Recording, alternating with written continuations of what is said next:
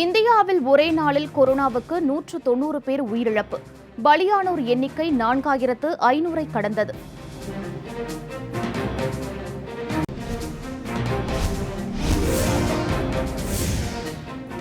வெட்டுக்கிளி படையெடுப்பால் பயிர்கள் சேதமாகும் ஆபத்து. ட்ரோன்கள் மூலம் கட்டுப்படுத்த மத்திய அரசு திட்டம்.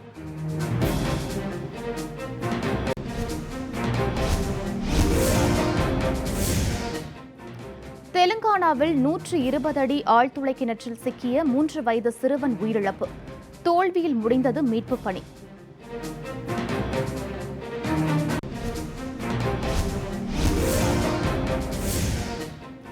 மக்களை வாட்டி வதைத்த அக்னி நட்சத்திரம் இன்றுடன் நிறைவு. வெப்பச்சலனம் காரணமாக உள் மாவட்டங்களில் மழைக்கு வாய்ப்பு.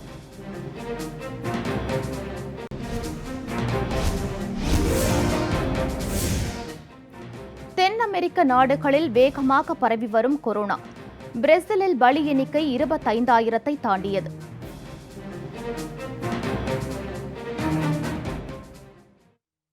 இனி விரிவான செய்திகள். தமிழ்நாட்டில் இதுவரை இல்லாத அளவுக்கு ஒரே நாளில் 817 பேருக்கு கொரோனா வைரஸ் தொற்று மருத்துவ பரிசோதனையில் உறுதி செய்யப்பட்டுள்ளது. இவர்களுடன் சேர்த்து இதுவரை பாதிக்கப்பட்டுள்ளோர் எண்ணிக்கை 18,545 உயர்ந்துள்ளது. தமிழகத்தில் பயங்கர உயிர்கொல்லி நோயான கொரோனா வைரஸ் நாளுக்கு நாள் வேகமாக பரவி வருவது மக்களிடையே மிகுந்த அச்சத்தையும் பீதியையும் ஏற்படுத்தியுள்ளது. தமிழ்நாடு அரசின் சுகாதாரத்துறை நாள்தோறும் வெளியிட்டு வரும் மருத்துவ அறிக்கையின்படி தமிழகத்தில் இதுவரை இல்லாத அளவுக்கு நேற்று ஒரே நாளில் 817 பேருக்கு கொரோனா வைரஸ் தொற்று மருத்துவ பரிசோதனையில் உறுதி செய்யப்பட்டுள்ளது. இவர்களுடன் சேர்த்து இதுவரை பாதிக்கப்பட்டுள்ளோர் எண்ணிக்கை 18,545 உயர்ந்துவிட்டது. தமிழகத்தில் நேற்று கொரோனா வைரஸ் தொற்று உறுதி செய்யப்பட்ட 817 பேரில் 558 பேர் சென்னையைச் சேர்ந்தவர்கள் ஆவர். இதனைத் தொடர்ந்து சென்னை நகரில் இதுவரை பாதிக்கப்பட்டுள்ளோர் எண்ணிக்கை 12,203 உயர்ந்துள்ளது. அதாவது தமிழ்நாட்டின் மொத்த பாதிப்பில் 2 பங்கு சென்னையில் காணப்படுகிறது. கொரோனா வைரஸ் காரணமாக தமிழகத்தில் மேலும் 6 பேர் நேற்று, இதனைத் தொடர்ந்து பலி எண்ணிக்கை 133 அதிகரித்துள்ளது.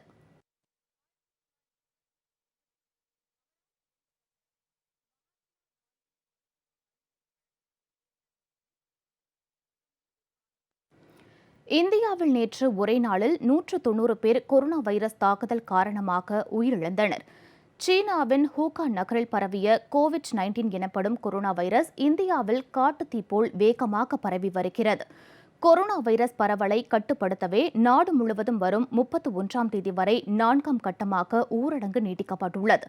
இந்நிலையில் நாட்டில் கடந்த 24 மணி நேரத்தில் புதிதாக 7,270 பேருக்கு கொரோனா வைரஸ் தொற்று உறுதி செய்யப்பட்டுள்ளது. இதன் மூலம் பாதிக்கப்பட்டோர் எண்ணிக்கை 1,58,086 அதிகரித்துள்ளது. நாட்டிலேயே கொரோனாவால் அதிகம் பாதித்த மாநிலங்களின் பட்டியலில் மகாராஷ்டிரா மாநிலம் தொடர்ந்து முதலிடத்தில் இருக்கிறது. இந்த மாநிலத்தில் 56,948 பேர் பாதிக்கப்பட்டுள்ள நிலையில் 1,897 பேர் உயிரிழந்துள்ளனர். இதனைத் தொடர்ந்து தமிழகம் 2வது இடத்தில் உள்ளது. அடுத்தபடியாக டெல்லியில் 15,257 பேரும், குஜராத் மாநிலத்தில் 15,205 பேரும் கொரோனா வைரஸ் பாதிப்பால் பாதிக்கப்பட்டுள்ளனர். கேரளாவில் புதிதாக 40 பேருக்கு கொரோனா கண்டறியப்பட்டதால் பாதிக்கப்பட்டோர் எண்ணிக்கை 1000 கடந்தது. நாடு முழுவதும் 67,749 பேர் கொரோனாவில் இருந்து பூரண குணமடைந்து வீடு திரும்பியுள்ள நிலையில் தற்போது 85,792 பேர் மருத்துவமனைகளில் சிகிச்சை பெற்று வருவதாகவும் கொரோனாவுக்கு 4,534 பேர் பலியாகியுள்ளதாகவும் தெரிவிக்கப்பட்டுள்ளது. உலகளவில் கொரோனா வைரஸால் பாதிக்கப்பட்டவர்களின் எண்ணிக்கை 57,81,606 அதிகரித்துள்ளது. சர்வதேச அளவில் 200க்கும் மேற்பட்ட நாடுகளில் கொரோனா வைரஸ் பரவியுள்ளது. ஐரோப்பிய கண்டத்தில் கொரோனா பரவல் கணிசமாக கட்டுக்குள் கொண்டுவரப்பட்ட நிலையில் தென் அமெரிக்க நாடுகளில் இவ்வைரஸ் அதிவேகமாக பரவி வருவது அச்சத்தை ஏற்படுத்தியுள்ளது. பிரேசில் நாட்டில் நேற்று 19,461 பேருக்கு கொரோனா உறுதி செய்யப்பட்டதை அடுத்து பாதிக்கப்பட்டோர் எண்ணிக்கை 4 லட்சத்தை கடந்தது. பலி எண்ணிக்கை 25,598 உயர்ந்துள்ளது. மற்றொரு தென் அமெரிக்க நாடான பெருவில் ஒரே நாளில் 6,154 பேருக்கு வைரஸ் தொற்று இருப்பது கண்டறியப்பட்டது. இதையடுத்து பாதிக்கப்பட்டோர் எண்ணிக்கை 1,35,000 அதிகரித்துள்ளது. அந்நாட்டில் மருத்துவமனைகள் நிரம்பியுள்ளதால் நோயாளிகளுக்கு சிகிச்சை அளிக்க முடியாத நிலை நிலவுகிறது. சிலி, ஈக்வேடார் உள்ளிட்ட பிற தென் அமெரிக்க நாடுகளிலும் கொரோனா வைரஸ் வேகமாக பரவி வருகிறது. உலகம் முழுவதும் கொரோனா வைரஸ் தாக்குதலால் 3,56,825 பேர் உயிரிழந்துள்ளனர். பாதிக்கப்பட்டோர் எண்ணிக்கை 57,81,606 உயர்ந்துள்ளது. அதிகபட்சமாக அமெரிக்காவில் 1,02,094 பேர் பலியான நிலையில் 17,45,647 பேர் பாதிக்கப்பட்டுள்ளனர். உலகம் முழுவதும் கொரோனா வைரஸ் பாதிக்கப்பட்டு சிகிச்சை பெற்று வந்த 24,92,499 பேர் குணமடைந்து வீடு திரும்பிய நிலையில் தற்போது 29,32,282 பேர் சிகிச்சை பெற்று வருகின்றனர். கொரோனா பாதிப்பில் உலகளவில் இந்தியா 10வது இடத்தில் உள்ளது.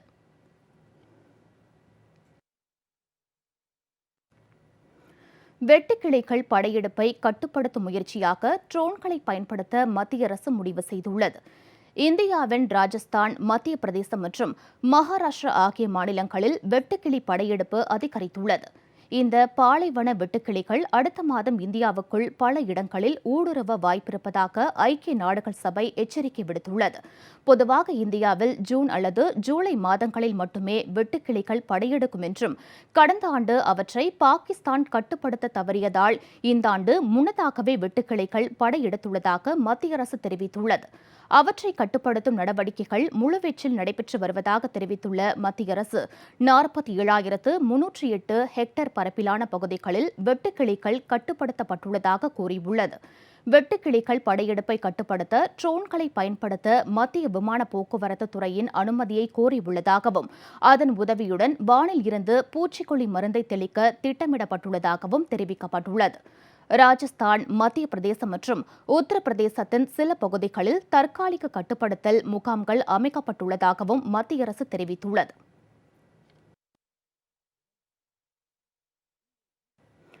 உலகளவில் கொரோனா வைரஸ் பாதிப்பு இன்னும் ஓராண்டுக்கு மேல் நீடிக்கும் என புகழ்பெற்ற அமெரிக்க மற்றும் ஸ்வீடன் சுகாதார விஞ்ஞானிகள் தெரிவித்துள்ளனர்.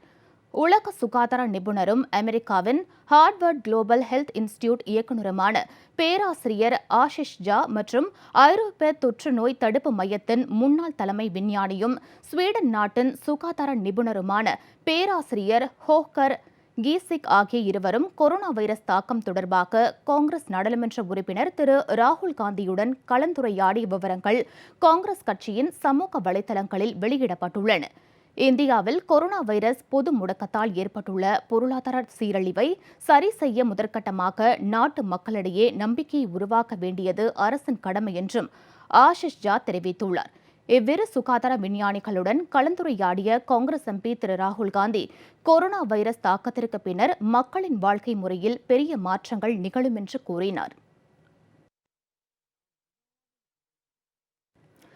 இந்தியா, சீனா இடையே பதற்றமான சூழல் நிலவி வரும் நிலையில் பேச்சுவார்த்தை மூலம் வேறுபாடுகளுக்கு தீர்வு காண முடியும் என சீன தூதர் சன் வெய்டாங் தெரிவித்துள்ளார். லடாக் எல்லையில் சீன ராணுவத்தினர் நடமாட்டம் அதிகரித்ததைத் தொடர்ந்து போர் பதற்றம் அதிகரித்தது. இதனைத் தொடர்ந்து பிரதமர் திரு நரேந்திர மோடி முப்படை தளபதிகளுடன் அவசர ஆலோசனை நடத்தியது இந்த பதற்றத்தை மேலும் அதிகரித்தது. இதுகுறித்து கருத்து தெரிவித்துள்ள சீன தூதர் சன் வெய்டாங் இருதரப்பு பேதங்களை பேச்சுவார்த்தை மூலமே தீர்க்க முடியும் எனவும் வேறுபாடுகள் நமது உறவை பாதிக்கக்கூடாது எனவும் தெரிவித்துள்ளார். கொரோனா வைரஸை எதிர்த்து போராடுவதே தற்போது இரு நாடுகளின் நோக்கம் என தெரிவித்தவர் இந்தியா, சீனா இடையிலான கருத்து வேறுபாடுகளை நாங்களே பேசி தீர்த்துக் கொள்வோம் எனவும் கூறினார். முன்னதாக இந்திய, சீன நாடுகளிடையே சமரசம் ஏற்படுத்தி எல்லை பிரச்சினைகளுக்கு தீர்வு காண தயாராக இருப்பதாக அமெரிக்க அதிபர் டொனால்டு டிரம்ப் அறிவித்திருந்தது குறிப்பிடத்தக்கது. புலம்பெயர்ந்த தொழிலாளர்களுக்காக இயக்கப்படும் ஷ்ரமிக் ரயில்கள் எனப்படும் தொழிலாளர் ரயில்கள் மாநில அரசுகளுக்கு தகவல் தராமலேயே இயக்கப்படுவதாக மேற்குவங்க முதலமைச்சர் செல்வி மமதா பானர்ஜி குற்றம் சாட்டியுள்ளார். கொரோனா பாதிப்பிற்கு இடையே உம்பன் புயல் ஏற்படுத்தியுள்ள பாதிப்பினால் மேற்கு வங்க மாநிலம் இரட்டை நெருக்கடியை எதிர்கொண்டுள்ள நிலையில் ஷ்ரமிக் ரயில்கள் தனிச்சையாக இயக்கப்படுவதாக குற்றம் சாட்டியவர் மும்பையில் இருந்து 36 ரயில்கள் மேற்கு வங்கத்திற்கு வந்ததாகவும் மகாராஷ்டிரா அரசுக்கே இந்த விவரம் தாமதமாகத்தான் தெரிய வந்ததாகவும் கூறினார். ரயிலில் வரும் தொழிலாளர்களை தனிமைப்படுத்த முன்னரே திட்டமிட வேண்டும் என கூறிய அவர் பிரதமரும் உள்துறை அமைச்சரும் இவ்விவகாரத்தில் தலையிட வேண்டும் எனவும் வலியுறுத்தியுள்ளார். அரசியல் ரீதியாக தனக்கு தொந்தரவு அளிப்பதற்காக மக்களுக்கு எதற்காக தீங்கு இழைக்கிறீர்கள் எனவும் மத்திய அரசுக்கு மமதா பானர்ஜி கண்டனம் தெரிவித்துள்ளார்.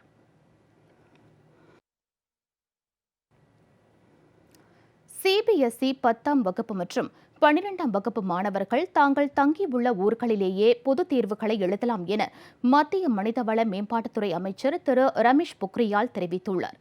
ஊரடங்கு காரணமாக ஒத்திவைக்கப்பட்ட 10ஆம் வகுப்பு மற்றும் 12ஆம் வகுப்பு சிபிஎஸ்இ தேர்வுகள் ஜூலை 1ஆம் தேதி முதல் 15ஆம் தேதி வரை நடைபெறும் என சிபிஎஸ்இ நிர்வாகம் அறிவித்துள்ளது. 3000 மையங்களில் நடத்த திட்டமிடப்பட்டிருந்த தேர்வு மாணவர்களின் வசதிக்காக 15000 மையங்களில் நடத்தப்படும் எனவும் அறிவிக்கப்பட்டுள்ளது. இந்நிலையில் மாணவர்கள் தாங்கள் தங்கியுள்ள ஊர்களிலேயே தேர்வு எழுதலாம் என மத்திய மனிதவள மேம்பாட்டுத்துறை அமைச்சர் திரு ரமேஷ் பொக்ரியால் தெரிவித்துள்ளார். ஊரடங்கு காரணமாக தங்கள் சொந்த ஊருக்கு சென்ற மாணவர்கள் அந்தந்த பகுதிகளிலேயே தேர்வு எழுத வசதியாக இந்த ஏற்பாடு செய்யப்பட்டுள்ளதாகவும் அவர் குறிப்பிட்டார்.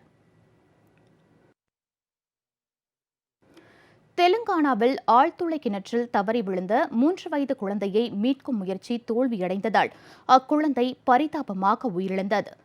தெலுங்கானா மாநிலம் மேடக் மாவட்டம் பப்பனாபேட் மண்டலில் கோவர்தன் என்பவரின் 3 வயது குழந்தை சாய்வர்தன் விவசாய நிலத்தில் தனது தந்தை மற்றும் தாத்தாவுடன் நேற்று மாலை 5 மணிக்கு நடந்து சென்றுள்ளான். அப்போது எதிர்பாராத விதமாக மூடப்படாத ஆழ்துளை கிணற்றின் உள்ளே சிறுவன் தவறி விழுந்தான். இதுகுறித்து உடனடியாக காவல்துறையினர் மற்றும் மீட்புக் குழுவினருக்கு தகவல் தெரிவிக்கப்பட்டது. சம்பவ இடத்திற்கு வந்த மீட்புக் குழுவினர் அங்கு பணிகளை தீவிரப்படுத்தினர். 120 அடி ஆழத்தில் சிக்கிய சிறுவனை மீட்கும் முயற்சிகள் இரவு முழுவதும் தீவிரமாக நடைபெற்ற போதிலும் அக்குழந்தை பரிதாபமாக உயிரிழந்தது.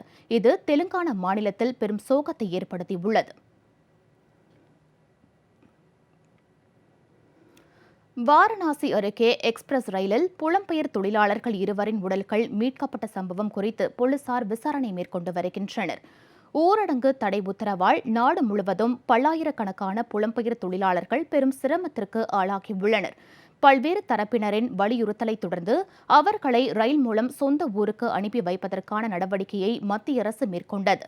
இந்நிலையில் கான்பூர் அருகே மஞ்சுவாடிக் ரயில் நிலையத்தில் புலம்பெயர் தொழிலாளர்கள் பயணித்த எக்ஸ்பிரஸ் ரயில் ஒன்று நின்றபோது அதை தூய்மை பணியாளர்கள் சுத்தம் செய்தனர். அப்போது புலம்பெயர் தொழிலாளர்கள் 2 உடல் கண்டெடுக்கப்பட்டது.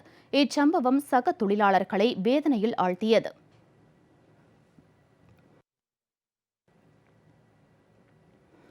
தமிழகத்தின் பல்வேறு பகுதிகளிலும் அமமுக சார்பில் ஏழை எளிய மக்கள், தூய்மை பணியாளர்கள், தொழிலாளர்கள், ஆதரவற்ற பெண்கள், முதியவர்கள் உள்ளிட்டோருக்கு அரிசி, காய்கறிகள், மளிகை, கபசுர குடிநீர் உள்ளிட்ட பொருட்கள் வழங்கப்பட்டு வருகின்றன. செங்கல்பட்டு வடக்கு மாவட்டம் பரங்கிமலை ஒன்றிய செயலாளர் திரு கு காளிதாஸ் ஏற்பாட்டில் மேடவாக்கம் ஊராட்சி செயலாளர் திரு கு செல்வகுமார் தலைமையில் வடுக்கப்பட்டி திருவெங்கடம் நகர், திருவெங்கடம் 1வது மற்றும் 2வது தெரு, தர்ம பூபதி தெரு ஆகிய பகுதியைச் சேர்ந்த மக்களுக்கு அரிசி, பருப்பு, எண்ணெய், கோதுமை, சர்க்கரை மற்றும் முகக்கவசங்கள் ஆகியவை வழங்கப்பட்டன. செங்கல்பட்டு வடக்கு மாவட்ட செயலாளர் திரு மா கரிகாலன், ஒன்றிய தகவல் தொழில்நுட்ப பிரிவு செயலாளர் திரு கு கோட்டீஸ்வரன், ஒன்றிய மாணவரணி இணைச் செயலாளர் கிஷோர் உள்ளிட்டோர் வழங்கினர். நான்குநேரி ஒன்றிய அம்மா பேரவை சார்பில் மூலக்கரைப்பட்டியில் சுமார் 250 பேருக்கு தலா 5 கிலோ அரிசியை நெல்லை மாநகர் மாவட்ட செயலாளர் திரு எஸ் பரமசிவ ஐயப்பன், அமைப்பு செயலாளர் திரு ஏ பி பால்கண்ணன் ஆகியோர் வழங்கினர். நான்குநேரி ஒன்றிய கழக செயலாளர் வழக்கறிஞர் செல்லதுரை, நான்குநேரி ஒன்றிய அம்மா பேரவை செயலாளர் தங்க மாரியப்பன் இதற்கான ஏற்பாடுகளை செய்திருந்தனர். தூத்துக்குடி தெற்கு மாவட்ட சிறுபான்மை பிரிவு சார்பில் தூய மரியன்னை பெண்கள் கல்லூரியில் படிக்கும் ஏழை மாணவிகளின் குடும்பத்துக்கு அரிசி, 5 வகையான காய்கறிகள் வழங்கப்பட்டன. சிறுபான்மை பிரிவு மாவட்ட செயலாளர் திரு எட்வின் பாண்டியன், எம்ஜிஆர் இளைஞரணி செயலாளர் திரு கார்த்திக் உள்ளிட்டோர் நலத்திட்ட உதவிகளை வழங்கினர். சிவகங்கை மாவட்ட கழகம் சார்பில் காரைக்குடி அருகே உள்ள பர்மா காலனி பகுதியில் 100 ஆட்டோ தொழிலாளர்கள் குடும்பத்திற்கு அரிசி, மளிகை, காய்கறி ஆகியவற்றை மாவட்ட செயலாளர் திரு தேர்போக்கி வி பாண்டி வழங்கினார். சாக்கோட்டை தெற்கு ஒன்றிய செயலாளர் திரு கார்த்திக் உள்ளிட்ட கழக நிர்வாகிகள் உடன் இருந்தனர். கடலூர் வடக்கு மாவட்டம் நல்லூர் கிழக்கு ஒன்றியம் சார்பில் ஐவத்தக்குடி, சேப்பாக்கம், வேப்பூர் ஆகிய ஊராட்சியில் பணிபுரியும் தூய்மை பணியாளர்கள் மற்றும் ஏழை எளிய மக்களுக்கு அரிசி, காய்கறி உள்ளிட்ட அத்தியாவசிய பொருட்கள் வழங்கப்பட்டன. நல்லூர் கிழக்கு ஒன்றிய செயலாளர் திரு SR ஏழுமலை ஏற்பாட்டில் மாநில மருத்துவர் அணி இணைச் செயலாளர் திரு டாக்டர் ராஜா பழனிவேல் தலைமையில் கடலூர் வடக்கு மாவட்ட செயலாளர் திரு அக்ரி பி முருகேசன் நலத்திட்ட உதவிகளை வழங்கினார்.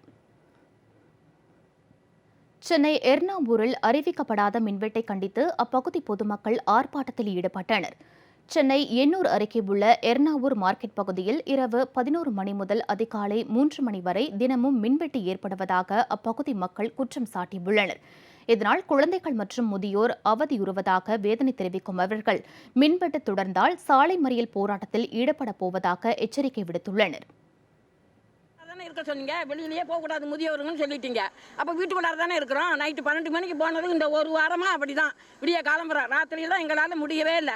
இப்போ இது என்ன சொல்லுவாங்க, கொரோனா பாதிச்சிருக்குன்னு சொல்றீங்க, உள்ளார இருங்கன்னு சொல்றீங்க, அதுக்கு மேலே கரண்டையும் ஆஃப் பண்ணுறீங்க, மூக்கையும் பொத்திக்கணும்னு சொல்றீங்க. அப்போ மூச்சு நிற்கணும்னு நினைக்கிறாங்களா?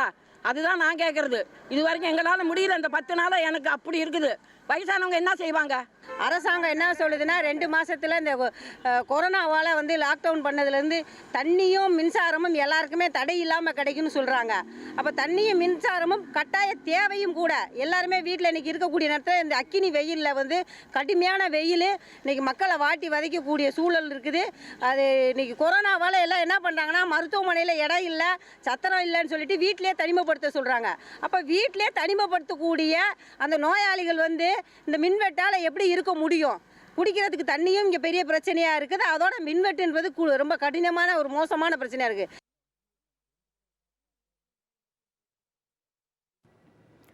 தமிழகத்தில் வரும் 1ஆம் தேதி முதல் மீன்பிடிக்க அரசு அனுமதி வழங்கியதை அடுத்து படகுகள் மற்றும் வலைகளை பழுது பார்க்க மீனவர்கள் தயாராகி வருகின்றனர்.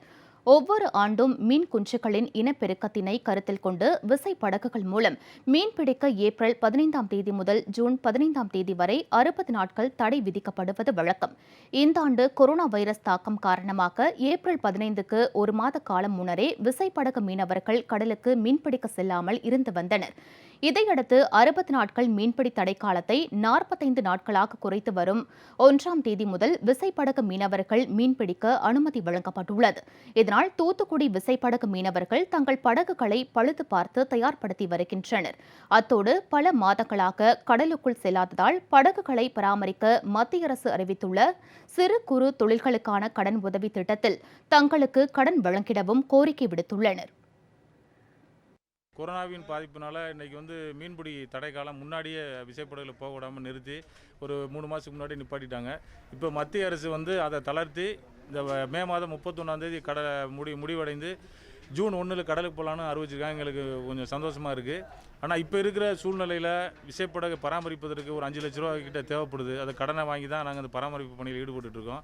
இன்றைக்கி மத்திய அரசாங்கம் 20,000 கோடி சிறு குறு தொழிலாளர்களுக்கு ஒதுக்கியிருக்காங்க. அது மீனவர்களுக்கும் அதில் இருக்குது. அதை மீனவர்கள் பயன்படுற மாதிரி இந்த அரசாங்கம் ஒரு லோனை ஒரு 5 லட்ச ரூபா 6 லட்ச ரூபா லோனை கொடுத்து எங்களுக்கு அந்த உதவி செஞ்சாங்கன்னா ரொம்ப நல்லா இருக்கும் எங்களுக்கு. இதேபோல் கன்னியாகுமரி மாவட்டம் சின்னமுட்டம் மீன்பிடி துறைமுகத்தில் உள்ள சுமார் 350 விசைப்படகு மீனவர்களும் வரும் 1ஆம் தேதி மீன்பிடிக்க செல்ல தயாராகி வருகின்றனர். அதன் தொடக்கமாக துறைமுகத்தில் நிறுத்தி வைக்கப்பட்டு இருந்த விசைப்படகுகள், மீன்பிடி வலைகள் உள்ளிட்ட மீன்பிடி உபகரணங்களை பழுது பார்ப்பு பணிகளை தொடங்கியுள்ளனர். தடைக்கால நிவாரண நிதியை அரசு உயர்த்தி வழங்க வேண்டும் என மீனவர்கள் கோரிக்கை விடுத்துள்ளனர்.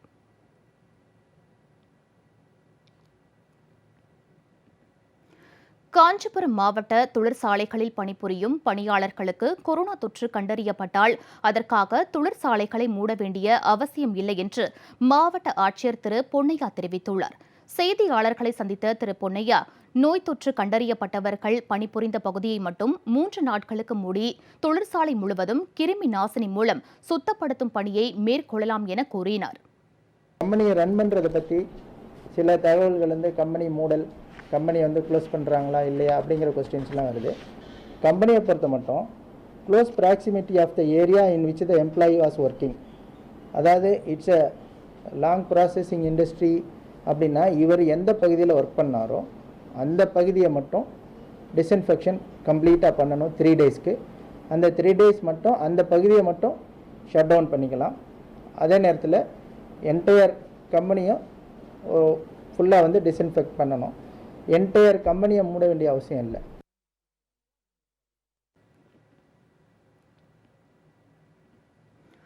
சமூக வலைதளங்கள் மூலம் பல பெண்களை ஏமாற்றி மோசடி செய்த வழக்கில் குண்டர் சட்டத்தில் கைது செய்யப்பட்டுள்ள கன்னியாகுமரியைச் சேர்ந்த காசியின் வழக்கு சிபிசிஐடி போலீசாருக்கு மாற்றப்பட்டுள்ளது. கன்னியாகுமரி மாவட்டம் நாகர்கோவிலைச் சேர்ந்த காசி தமிழகம் மட்டுமின்றி பல மாநிலங்களைச் சேர்ந்த பள்ளி கல்லூரி மாணவிகள் உட்பட பல பெண்களை சமூக வலைதளங்கள் மூலமாக தொடர்பு கொண்டு அவர்களை காதலிப்பது போல் நடித்து ஏமாற்றியுள்ளார். அவர்களோடு எடுத்த வீடியோக்கள் மற்றும் படங்களை வைத்து மிரட்டி பல லட்சம் ரூபாய் பறித்துள்ளார். இது தொடர்பான புகாரின் பேரில் குண்டர் சட்டத்தின் கீழ் காசி கைது செய்யப்பட்டு சிறையில் அடைக்கப்பட்டார். காசி தொடர்பான வழக்கை சிபிசிஐடிக்கு மாற்ற மாவட்ட காவல்துறை கண்காணிப்பாளர் திரு ஸ்ரீநாத் பரிந்துரை செய்திருந்தார். அந்த பரிந்துரையை ஏற்ற தமிழக காவல்துறை டிஜிபி திரிபாதி காசி தொடர்பான வழக்கின் விசாரணையை சிபிசிஐடிக்கு மாற்ற உத்தரவு பிறப்பித்துள்ளார். புலம்பெயர் தொழிலாளர்கள் சொந்த மாநிலங்களுக்கு சென்றதால் மதுரை, கப்பலூர் தொழிற்பேட்டைகளில் உள்ளூர் பட்டதாரி இளைஞர்கள் 2000 பேருக்கு வேலை வாய்ப்பு அளிக்க திட்டமிடப்பட்டுள்ளது. கொரோனா தொற்று எதிரொலியாக தமிழகத்தில் தங்கி பணியாற்றி வந்த புலம்பெயர் தொழிலாளர்கள் அவரவர் சொந்த மாநிலங்களுக்கு மத்திய, மாநில அரசுகள் சார்பில் அனுப்பி வைக்கப்பட்டு வருகின்றனர். பெரும்பாலான தொழிற்பேட்டைகளில் பணியாற்றி வந்த வட மாநிலத்தைச் சேர்ந்த தொழிலாளர்கள் சொந்த மாநிலங்களுக்கு சென்றதால் உற்பத்தி வெகுவாக பாதிக்கப்பட்டுள்ளது. தொடர்ந்து இயல்பு நிலை திரும்ப சுமார் 6 மாத காலம் ஆகும் என்பதால் இதுகுறித்து அரசுக்கு மதுரை, கப்பலூர் சிட்கோ தொழிற்பேட்டை சங்கம் சார்பில் கோரிக்கை விடுக்கப்பட்டுள்ளது. இதுகுறித்து சிட்கோ தொழிற்பேட்டை சங்க தலைவர் ரகுராம் கூறுகையில், சிட்கோ தொழிற்பேட்டையை பொறுத்தவரை 20 முதல் 40% வரையில் வடமாநில தொழிலாளர்கள் பணியாற்றி வந்த நிலையில் கொரோனா காரணமாக அவரவர் சொந்த மாநிலங்களுக்கு சென்றதால் சங்கிலி தொடர் பணிகள் முற்றிலுமாக கிடப்பில் உள்ளதாக தெரிவித்தார். தற்போது உள்ள இக்கட்டான சூழ்நிலையில் மதுரையில் வேலையில்லா பட்டதாரி இளைஞர்கள் சுமார் 2000 பேருக்கு உடனடி வேலை வழங்கப்படும் என்றும் அவர் கூறினார். பஞ்சாயத்து தலைவர்களை அவங்களெல்லாம் வச்சுட்டு அந்தந்த ஊரில் இருக்கிற அன்எம்ப்ளாய்டு யூத்ஸை வந்து ஐடென்டிஃபை பண்ணி, அது போக இந்த வெளியூர்லேருந்து வந்திருக்கிறாங்க, சென்னையிலேருந்து, டெல்லியிலேருந்து, பாம்பேலேருந்து, மகாராஷ்டிராலேருந்து வந்தவங்களெல்லாம் ஒரு லிஸ்ட் அவுட் பண்ணி அவங்களுக்கு வந்து கேட்டகரி வைஸாக பிரித்து அவங்களுக்கு வந்து ஒரு வேலை கொடுக்கலாம் அப்படிங்கிற ஒரு ஒரு ஒரு ப்ரப்போசலை வந்து நாங்கள் பண்ணியிருக்கிறோம். அது பண்ணினா தான் இந்த ஒரு உற்பத்தி இழப்புலேருந்து இந்த உற்பத்தியை நார்மலைஸ் பண்ணுறதுக்கு வசதியாக இருக்கும். அது இல்லை அப்படின்னா இந்த உற்பத்தி வந்து ஸ்டாண்ட் ஸ்டில் ஆகிறதுல எந்த மாற்று கருத்தும் கிடையாது.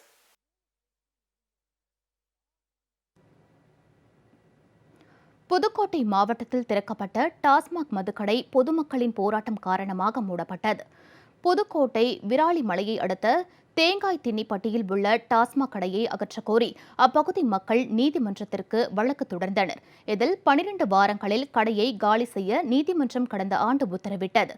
கொரோனா ஊரடங்கால் கடை மூடப்பட்ட நிலையில் மீண்டும் கடையை திறக்க டாஸ்மாக் நிர்வாகம் திட்டமிட்டது. பொதுமக்கள் போராட்டம் காரணமாக கடை திறக்கப்படாத நிலையில் நேற்று மீண்டும் கடை திறக்கப்பட்டது. இதனால் ஆத்திரமடைந்த அந்த பகுதி மக்கள் டாஸ்மாக் கடை முன்பு திரண்டு போராட்டத்தில் ஈடுபட்டனர். இதையடுத்து டாஸ்மாக் பணியாளர்கள் கடையை பூட்டிவிட்டு சென்றுவிட்டனர். கடையை மீண்டும் திறந்தால் மிகப்பெரிய அளவில் போராட்டம் நடத்துவோம் என பொதுமக்கள் கூறினர். ஸ்கூல் இருக்கு, பஸ்ஸுக்கு வந்து நிற்கிறாங்க, காலேஜ் பஸ் இங்கே தான் நிற்கிது, கோயில் இருக்குது, சர்ச்சு இருக்குது. இவ்வளோலாம் இருக்கையில் இங்கே வந்து 4 ஊர் மக்கள் வந்து தண்ணியை போட்டுக்கிட்டு பெரிய பிரச்சனை நடந்துகிட்டு இருக்கு. எங்கள் ஊரில் ஒயின் ஷாப் இருக்கக்கூடாது, வேறு இடத்துல வைங்க, நாங்கள் வேண்டான்னு சொல்லலை, ஆனால் வேறு இடத்துல வைக்கணும். எங்கள் ஊரில் ஒயின் ஷாப் இருக்கக்கூடாது, மீறி வச்சால் நாங்கள் வந்து திரும்ப போராட்டம் பண்ணுவோம். டாஸ்மாக் இருக்குது, மக்கள் பஸ் ஸ்டாப்பில் இருக்குது, காலேஜ் முன்னாங்க ஏறுது, ஸ்கூல் இருக்குது, பின்னால் சர்ச் இருக்குது, நடுநிலைப்பள்ளி இருக்குது. இதெல்லாம் நாங்கள் எதிர்த்து போராட முடியாமல் கோர்ட்டில் அப்ளை பண்ணியிருந்தோம். 2019 வந்து கடையை அகற்ற சொல்லி கோர்ட்டு தீர்ப்பு கொடுத்துச்சு. நாங்கள் வந்து கடையெல்லாம் எடுக்கணும்னு கூட சொல்லலை, கடையை அப்புறப்படுத்தி போடுங்கன்னு தான் சொல்கிறோம். இது வரையும் மதிக்கலை. 2019 8 வாரத்தில் அகற்ற சொல்லியாச்சு. அது கோர்ட் ஆர்டரையும் மதிக்காமல் திருப்பி போராடிக்கிட்டே இருக்காங்க. அவங்க கடையை வைக்க பொதுமக்களாக சேர்ந்து நாங்கள் அதை மறிச்சிட்டு இருக்கிறோம். புதுச்சேரியில் 60 நாட்களுக்கும் மேலாக ஊரடங்கு அமலில் இருப்பதால் வாடகை வேன் ஓட்டுநர்கள் மற்றும் மாற்றுத் தொழிலாளர்கள் சாலையோர காய்கறி கடை மற்றும் முகக்கவசம் விற்பனை போன்றவற்றில் ஈடுபட்டுள்ளனர். புதுச்சேரி அடுத்த திருக்கானூரில் 10க்கும் மேற்பட்ட வேன் ஓட்டுநர்கள் ஊரடங்கு காரணமாக வாகனங்களை இயக்க முடியாமல் வாழ்வாதாரத்தை இழந்து தவித்து வருகின்றனர். இந்நிலையில் வருவாய் இழப்பை ஈடு செய்யும் வகையில் திருக்கனூரைச் சேர்ந்த மணிகண்டன் சாலை ஓர காய்கறி கடை அமைத்து விற்பனை செய்து வருகிறார். இதேபோல் செட்டிப்பட்டையைச் சேர்ந்த ஓட்டுநர் ராஜா என்பவர் முகக்கவசம் விற்கும் பணியில் ஈடுபட்டுள்ளார். இதுகுறித்து அவர்கள் கூறுகையில் 60 நாட்களாக வாடகை வேன்கள் ஓடாததால் தங்களின் வாழ்வாதாரம் கேள்விக்குறியாகி உள்ளதாகவும் அதனை ஈடு செய்யும் வகையில் வேறு தொழில்களில் ஈடுபட்டு வருவதாகவும் தெரிவித்தனர். வேன் வாங்கியதற்கான கடன் மற்றும் சாலை வரி, இன்சூரன்ஸ் போன்றவற்றை கட்ட முடியாமல் இருப்பதாகவும் அரசு நிவாரணம் வழங்க நடவடிக்கை எடுக்க வேண்டும் என கோரிக்கை விடுத்தனர். நான் ஒரு டிரைவராக இருக்கேன். இந்த கொரோனா வந்ததால் வண்டி ஓட்டாமல் இருக்கிறதுனால வண்டி ஓட்டல. வாடகை வீட்டில் இருக்கேன். வீட்டு வாடகை கொடுக்க முடியல. அதனால் சொந்தமாக காய்கறி கடை ரோட்டு ஓரமாக காய்கறி கடை வச்சுக்கின்னு போய் பழப்பு ஓட்டின்னு அப்படி இருக்கிறேன். இதுக்கப்புறமாச்சும் வண்டி ஓட்டுறதுக்காக விட்டாங்கன்னா நல்லாயிருக்கும். எங்களை போன்ற நிறைய டிரைவர்கள் வந்து எந்த வேலையும் இல்லாமல் காய்கறி வியாபாரம் பண்ணுறாங்க. இந்த மாதிரி சின்ன சின்ன மாஸ்க் பண்ணுறாங்க. ரொம்ப கஷ்டப்படுறாங்க. இந்த ஓடாத வண்டிக்கு இன்சூரன்ஸ் கட்டுறதையும் டாக்ஸி கட்டுறதையும் அரசாங்கம் கொஞ்சம் தள்ளுபடி பண்ணாங்கன்னா நல்லாயிருக்கும். அரசாங்கம் பார்த்து எங்கள் குடும்பத்துக்கு, எங்களுடைய வாழ்வாதாரத்துக்கு, எங்கள் பசி பட்டினி போகிறதுக்கு ஏதாவது ஒரு நிதி உதவி கொடுத்து எங்களுடைய வாழ்வை வந்து முன்னுக்கு கொண்டு வரணும். இனி மேலும் சில நிகழ்வுகளை வேக செய்திகளாக காண்போம். செங்கல்பட்டில் அமமுக கட்சி கொடிக்கம்பத்தை சேதப்படுத்தியவர்களை கைது செய்ய கோரி காவல் நிலையத்தில் கழகத்தினர் புகார் அளித்தனர். செங்கல்பட்டு தெற்கு மாவட்டம் இலாத்தூர் ஒன்றியம் பகுதியில் உள்ள லத்தூர் ஊராட்சியில் அம்மா மக்கள் முன்னேற்றக் கழக கொடிக்கம்பத்தை ஆளும் கட்சியைச் சேர்ந்தவர்கள் சேதப்படுத்தி கொடிகளை கிழித்தெறிந்து உள்ளனர். இதையடுத்து கொடிக்கம்பத்தை சேதப்படுத்தியவர்களை கைது செய்ய கோரி லத்தூர் ஒன்றிய செயலாளர் திருவாத்தூர் திரு பி பாரதி பாபு தலைமையில் கழகத்தினர் காவல் நிலையத்தில் புகார் அளித்தனர். குற்றவாளிகளை கைது செய்யாவிட்டால் மிகப்பெரிய அளவில் ஆர்ப்பாட்டம் நடத்துவோம் எனவும் கழகத்தினர் தெரிவித்தனர். தமிழகத்தில் பணிபுரிந்து வந்த பீகார் மாநிலத்தைச் சேர்ந்த புலம்பெயர்ந்த தொழிலாளர் 839 பேர் சிறப்பு ரயில் மூலம் சொந்த ஊர்களுக்கு அனுப்பி வைக்கப்பட்டனர். திருச்சி, அரியலூர், புதுக்கோட்டை, பெரம்பலூர், திண்டுக்கல், கரூர் ஆகிய 6 மாவட்டங்களில் பணிபுரிந்து வந்த பீகார் மாநிலத்தைச் சேர்ந்த தொழிலாளர்கள் 839 பேர் தமிழ்நாடு அரசு சிறப்பு பேருந்துகள் மூலம் திருச்சிராப்பள்ளி ரயில்வே ஜங்ஷன் அழைத்து வரப்பட்டனர். அங்கிருந்து அவர்களுக்கு உணவு மற்றும் தண்ணீர், பிஸ்கெட் போன்ற உணவுப் பொருட்கள் வழங்கப்பட்டு பின்னர் சிறப்பு ரயில் மூலம் பீகார் மாநிலத்திற்கு அனுப்பி வைக்கப்பட்டனர். தேனி மாவட்டத்தில் குழந்தையை பாலியல் வன்கொடுமை செய்த அதிமுக நிர்வாகி போக்சோ சட்டத்தின் கீழ் கைது செய்யப்பட்டார். தேனி மாவட்டம் தேவாரம் அருகே உள்ள கோம்பை பேரூராட்சி பகுதியில் வீட்டில் 2.5 வயது குழந்தையை அதிமுக பேரூராட்சி பொருளாளர் கணேசன் என்பவர் வன்கொடுமை செய்ததாக பாதிக்கப்பட்ட குழந்தையின் தாயார் காவல் நிலையத்தில் புகார் அளித்தார். இதையடுத்து கணேசனை போடி அனைத்து மகளிர் காவல்துறையினர் போக்சோ சட்டத்தின் கீழ் கைது செய்து சிறையில் அடைத்தனர். திருவள்ளூர் மாவட்டம் திருவாலங்காடு அருகே பழங்கால மண்பாண்டங்கள் கண்டெடுக்கப்பட்டுள்ளன. திருவள்ளூர் மாவட்டம் திருத்தணி அருகே பழையனூர் கிராமத்தில் ஏரி உள்ளது. ஊராட்சி நிர்வாகம் சார்பில் இந்த ஏரியில் இருந்து கோவில் கட்டுவதற்காக மண் எடுத்தனர். அப்போது முன்னோர்கள் பயன்படுத்திய தாளி மற்றும் மண்பாண்டங்கள் ஆகியவை கண்டெடுக்கப்பட்டது. இதுகுறித்து தகவல் அறிந்த தொல்லியல் துறை அதிகாரிகள் கிராமத்தில் அமைந்துள்ள ஸ்ரீ கைலாசநாதர் ஆலயம் மற்றும் ஏரியில் ஆய்வு மேற்கொண்டனர்.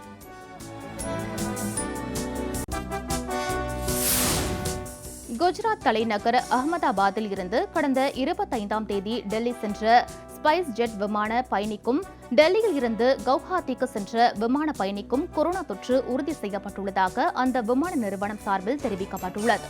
கொரோனா பாதிப்புக்கு பின்னர் நாடு முழுவதும் நிறுத்தி வைக்கப்பட்டிருந்த விமான சேவை கடந்த வாரம் துவங்கியது. பயணிகளை பரிசோதனை செய்து தூய்மை பணிகள் மேற்கொள்ளப்பட்டு கிருமி நாசினி ஸ்ப்ரே செய்யப்பட்ட பின்னரே விமானத்தில் அனுமதிக்கப்படுகின்றனர். பல்வேறு பாதுகாப்பு ஏற்பாடுகள் செய்யப்பட்டுள்ள போதிலும் விமான பயணிகளுக்கு கொரோனா தொற்று உறுதி செய்யப்பட்டுள்ள சம்பவம் அந்த விமானத்தில் பயணம் செய்தவர்களை அச்சமடைய செய்துள்ளது. நாமக்கல் மாவட்டத்தில் சமூக இடைவெளியை பின்பற்றாமல் செயல்பட்டு வந்த வணிக நிறுவனங்களுக்கு அதிகாரிகள் அபராதம் விதித்தனர். ஊரடங்கில் தளர்வு அளிக்கப்பட்டதைத் தொடர்ந்து நாமக்கல்லில் பெரும்பாலான கடைகள் திறக்கப்பட்டன. இங்கு சமூக இடைவெளி பின்பற்றப்படுகிறதா என வருவாய்த்துறையினர், நகராட்சி அலுவலர்கள், காவல்துறையினர் சார்பில் திடீர் சோதனை மேற்கொள்ளப்பட்டது. அப்போது ராசிபுரம் பூக்கடை வீதியில் உள்ள ஜவுளிக்கடை, வணிக நிறுவனங்களில் 100க்கும் மேற்பட்டோர் இருந்த நிலையில் கடை உரிமையாளர்கள் எச்சரிக்கப்பட்டதுடன் தலா 500 ரூபாய் அபராதம் விதிக்கப்பட்டது. மேலும் முகக்கவசம் அணியாமல் வாகனங்களில் சென்றவர்களுக்கு தலா 100 ரூபாய் அபராதம் விதித்தனர்.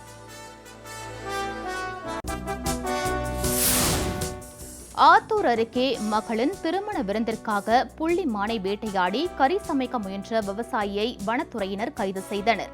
சேலம் மாவட்டம் ஆத்தூர் அருகே உள்ள முட்டல் வனப்பகுதியில் வன விலங்குகள் அதிக அளவில் உள்ளது. இந்நிலையில் கல்லாநத்தத்தைச் சேர்ந்த மாணிக்கம் வனப்பகுதியில் மானை வேட்டையாடி தனது மகளின் திருமணத்துக்கு வந்தவர்களுக்கு சமைத்து தர முயன்றுள்ளார். இதுகுறித்து அறிந்த வனத்துறையினர் மாணிக்கத்தை கைது செய்தனர். மேலும் அவருக்கு 50,000 ரூபாய் அபராதம் விதிக்கப்பட்டது.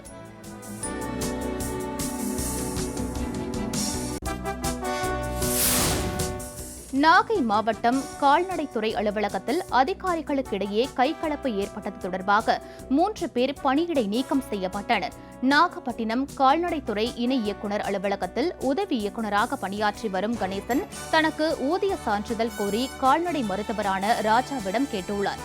இது தொடர்பான வாக்குவாதத்தில் ஒருவரை ஒருவர் தாக்கிக் கொண்டனர். இதையடுத்து ராஜா, கணேசன் மற்றும் கிளார்க் செல்வராஜ் ஆகியோர் பணியிடை நீக்கம் செய்யப்பட்டனர்.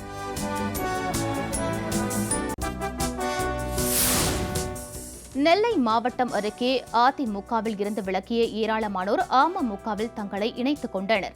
நான்குநேரி அருகே உள்ள மூலக்கரைப்பட்டியில் திரு வெள்ளத்துறை தலைமையில் அதிமுகவில் இருந்து விலகிய கட்சி நிர்வாகிகள் அம்மா மக்கள் முன்னேற்றக் கழகத்தின் நெல்லை மாநகர் மாவட்ட செயலாளர் திரு எஸ் பரமசிவ ஐயப்பன், கழக அமைப்பு செயலாளர் திரு AP பால்கண்ணன் ஆகியோர் முன்னிலையில் அமமுகவில் தங்களை இணைத்துக் கொண்டனர். கன்னியாகுமரி மாவட்டத்தில் திமுகவில் இருந்து விலகியவர்கள் அமமுகவில் தங்களை இணைத்துக் கொண்டனர். கன்னியாகுமரி நாகர்கோவிலில் 24வது வார்டு திமுக பிரமுகர் திரு ராஜேந்திரன் தலைமையில் வட்ட பிரதிநிதிகள் உள்ளிட்டோர் அக்கட்சியில் இருந்து விலகி அமமுக குமரி கிழக்கு மாவட்ட செயலாளர் திரு P செந்தில் முருகன் முன்னிலையில் கழகத்தில் இணைந்தனர். இதில் கிழக்கு மாவட்ட இணைச் செயலாளர் திருமதி அம்மு ஆண்ட்ரோ மற்றும் கழக நிர்வாகிகள் கலந்து கொண்டனர்.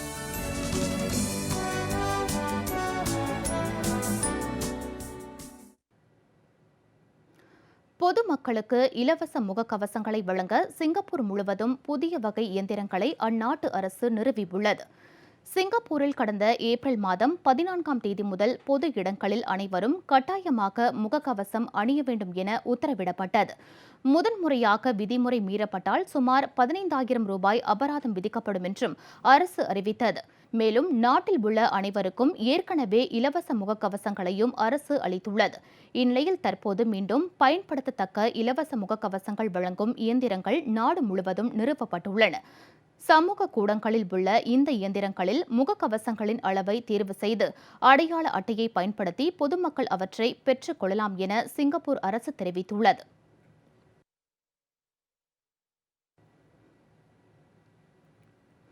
சவுதி அரேபியாவில் விமான சேவைகள் நிறுத்தப்பட்டுள்ளதால் சுற்றுலா விசா காலக்கெடுவை மேலும் 3 மாதங்களுக்கு நீட்டித்து அந்நாட்டு அரசு உத்தரவிட்டுள்ளது. மத்திய கிழக்கு நாடுகளில் ஒன்றான சவுதி அரேபியாவில் அதிக அளவில் இந்தியர்கள் பணிபுரிந்து வருகின்றனர். தற்போது சவுதி அரேபியாவில் 76,000க்கும் மேற்பட்டோர் பாதிக்கப்பட்டு 411 பேர் உயிரிழந்துள்ளனர். நோய் தடுப்பு நடவடிக்கையாக அங்கு மார்ச் மாதத்தில் இருந்து சர்வதேச விமானங்கள் ரத்து செய்யப்பட்டுள்ளன. ஆகவே சுற்றுலா விசா மூலம் சென்றவர்கள் தங்கள் நாடுகளுக்கு திரும்ப முடியாத நிலையில் உள்ளனர். இந்நிலையில் சுற்றுலா விசாவுடன் உள்ள வெளிநாட்டினருக்கு விசா காலம் மேலும் 3 மாதங்களுக்கு நீட்டிக்கப்பட்டுள்ளதாக சவுதி அரேபிய அரசு அறிவித்துள்ளது. இந்த நீட்டிப்பு தானாகவே நீட்டிக்கப்படும் எனவும் இதற்காக அலுவலகங்கள் செல்ல தேவையில்லை எனவும் தெரிவிக்கப்பட்டுள்ளது. கடந்த 20 நாட்களுக்கும் மேலாக மக்களை வாட்டி வதைத்த அக்னி நட்சத்திர வெயில் இன்றுடன் நிறைவு பெறுகிறது. வெப்பச்சலனம் காரணமாக ஒரு சில இடங்களில் மழைக்கு வாய்ப்புள்ளதாக வானிலை ஆய்வு மையம் தெரிவித்துள்ளது. கடந்த 4ஆம் தேதி தொடங்கிய அக்னி நட்சத்திரம் இன்றுடன் முடிவடைய உள்ள நிலையில் மதுரை, திருச்சி, கரூர், தருமபுரி, சேலம், வேலூர், திருப்பத்தூர், திருத்தணி ஆகிய இடங்களில் வெயிலின் தாக்கம் அதிகரிக்கும் என்றும் வெப்பநிலை அதிகபட்சமாக 40 டிகிரி செல்சியஸ் முதல் 42 டிகிரி செல்சியஸ் வரை பதிவாகக்கூடும் என்றும் சென்னை வானிலை மையம் தெரிவித்துள்ளது. எனவே பொதுமக்கள் முற்பகல் 11:30 மணி முதல் பிற்பகல் 3:30 மணி வரை வெளியில் செல்வதை தவிர்க்க வேண்டும் என அறிவுறுத்தப்பட்டுள்ளது. வெப்பச்சலனம் காரணமாக அடுத்த 24 மணி நேரத்தில் தமிழகத்தின் உள் மாவட்டங்களில் இடியுடன் கூடிய மிதமான மழைக்கு வாய்ப்புள்ளதாகவும் சென்னை வானிலை ஆய்வு மையம் தெரிவித்துள்ளது.